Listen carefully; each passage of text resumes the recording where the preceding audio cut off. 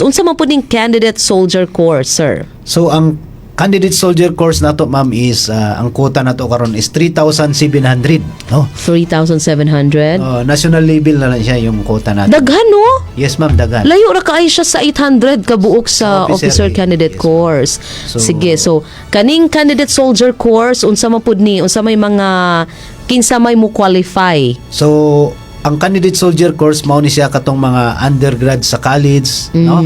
Katong mga graduate sa K-12 or naka 72 units sa college, no? So mao ni siya ang qualification. Then kadua at least 18 to 25 years old.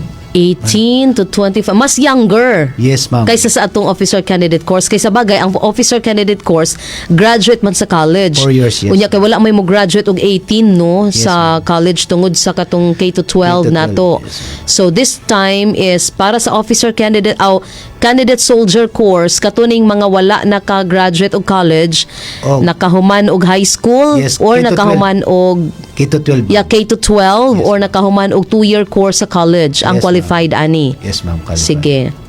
That's 18 to 25 years old. So yung height nato is same pa rin sa OCC, no? 5 Flat. feet pa rin, 5 flat pa rin, Flat no? Both male and female. Then physically and mentally fit, no? Then single pa rin without parental obligation. Okay. No? So the last no pending case, no? Halos same lang yung qualification natin sa yung nagkaiba lang sa educational attainment and the age requirement natin, no? So yun ma'am ang ating qualification sa candidate soldier course, no? So ang dali natin during sa examination, yung last din natin sa May 18 is ang atong high school K-12 diploma, no? Or TOR kung naka-college ka, kung naka-graduate ka og 2 years sa college, no, diploma. Then ang atong Form 137, no? Then PSA birth certificate and any government valid ID. So dapat original tanan, no?